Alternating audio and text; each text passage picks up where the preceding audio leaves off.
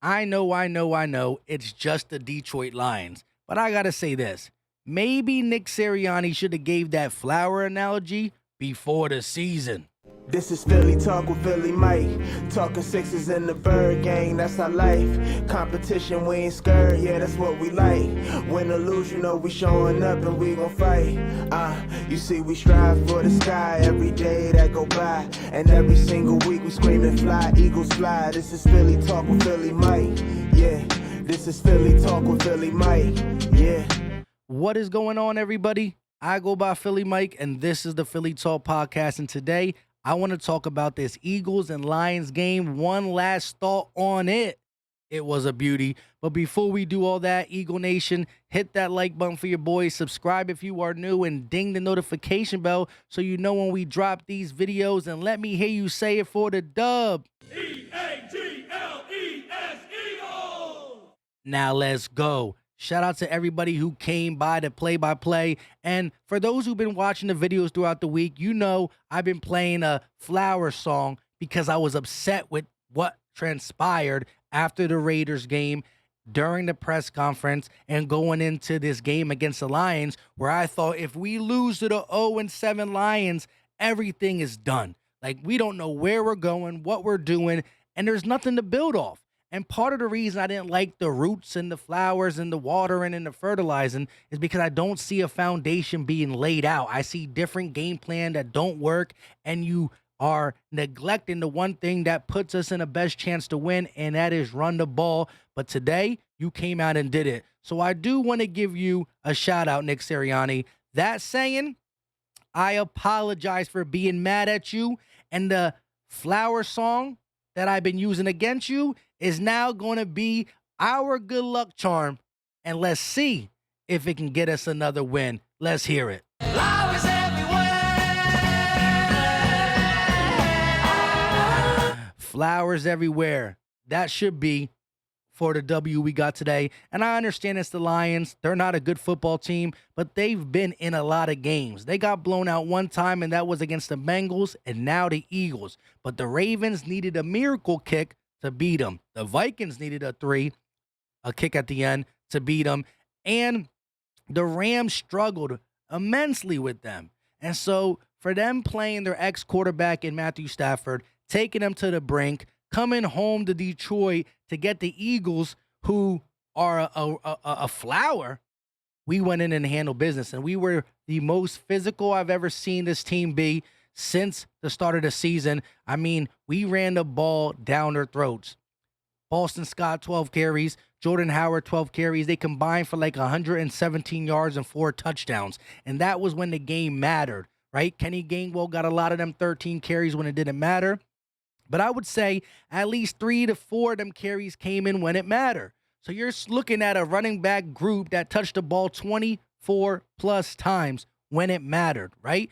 Jalen Hurts still leading the way with 71 yards on the ground. He only threw the ball 14 times, 9 of 14 for 103 yards, averaged 7.4 yards per play, and had an 86.3 rating. But here's the thing.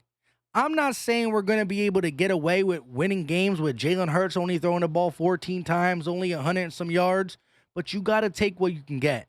And this should have been the game plan from week 1 to help a young quarterback. Does Jalen Hurts got to correct things? Yes. He got to be able to read the field. He got to be able to throw deep. He got to be able to throw in the middle.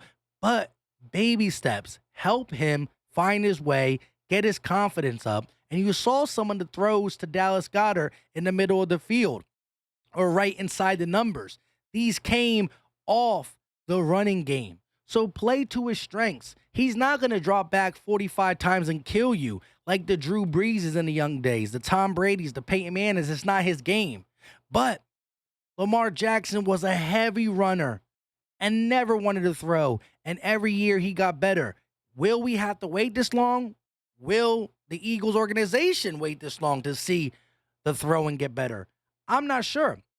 But let's play to our player's strength, and then we'll go day by day and see if he can make the adjustments, see if he can make the throws. That's all we ever asked.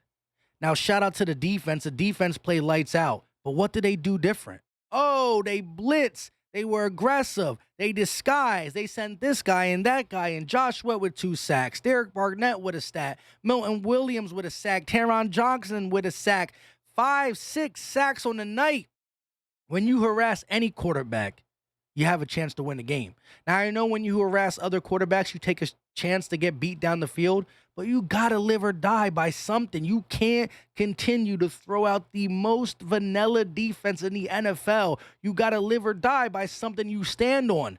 You're not standing on nothing. You're playing the basic, simplistic defense. On offense, too, you're doing the same thing. We've seen in the last 2 weeks, Nick Sirianni start to implement the single back set under center formations, and it's been working. I wish you would have stuck to more of a heavier run game against the Raiders. Maybe it would have turned out different. I don't know. Maybe you blitz Derek Carr and he don't go 90% on us. I'm saying that Jalen Hurts ain't going to be able to win us games all the time, only throwing 14 times. But you have to utilize the run game and also Jalen Hurts' leg and realize it's a strength, and that's going to build onto the open throws. Jordan Howard, who was on the practice squad, came in today and looked like we always thought he would. Eagle Nation knew it. Most of Eagles Twitter knew it. The dude's a baller. Now, it took Miles Sanders going out to realize it, but there's no reason why the Sanders and Howard combination of 19 can't get flipped to 21. I'm not going to make this video long because I was live. Shout out to y'all for coming through. Make sure y'all come through next time. But this is something you can build on because we started a foundation. We actually planted the roots, the seeds, whatever you want to call it. You can build off this because it's something that we did well, and the Lions saw us doing it, and they couldn't stop it. Between the tackles, up the middle, it's not pretty. It was physical. Yes, it's not going to help Jalen Hurts' fantasy numbers and Devontae Smith. Only 1 target. He got to catch the ball. But we won the game, and we build off that. Simple and plain. Now, the Lions ain't a good team, so I'm not going to jump to conclusions. We got a real good team coming to Philly next week, Los Angeles Chargers, and we're going to have to pass the ball a little bit because Herbert can sling it. But if we start fast and execute under center, some shotgun, but more under center, run the ball, make them play our brand of football because Landon Dickerson was blocking great via the run. Lane Johnson, Herbig, Mulata. Because low-key, Mulata's been getting beat via the pass pro. He's been getting his arm chopped down, and he's been getting a lot of pressure his way. Jalen Hurts got to check his blind side. Look, I just want to see competent football and baby steps for our coaches and our players. And this was the first game I felt great about the coaches, great about the players. And I'm like, yeah, Jalen Hurts got to be more active in the passing game, but not if you're up 44-6. Context. Can't stop it? Don't stop it. If they can't stop it, Nick Sirianni and the offense shouldn't stop doing it. We ran the ball down their throats, including our quarterback. We had, if you look at it, probably over 200 yards. Let's see, 70, 60, 50, 20, 20. That's 40. That's 90. Yeah, over 200 yards rushing. And shout out to Jalen Reagor who got hurt. Like I said, this is a quick video, nothing crazy. I just had to say shout out to Nick Sirianni and shout out for the team to adjust and say we have not been a run-first team, and they did it. Pretty wins, I don't care about. Wins is what I care about. And we 3-5. Look at the people we lost to. All have 5+ wins, and the Raiders, the Bucks, the Cowboys, the Chiefs. Maybe not the Chiefs, but they'll get there. Niners, who look like they beat the Bears. I just think we can play competent football if we start putting the right things in perspective and not try to look good doing everything and just don't look good doing stuff. Do stuff good.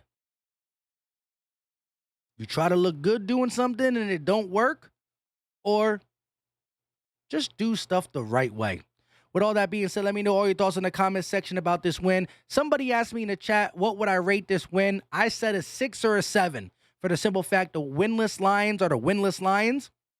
They did put up some fights against some playoff teams, but the way in which we beat them has to make it past a 5, right? So they're a bad football team. If we would have won by 7, then it would have been like a 3.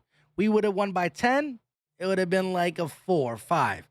But to win by 30-plus points and never feel like they were going to threaten anything to us, you got to give it at least a 6 or a 7, even if the team is that bad, because other teams couldn't do it.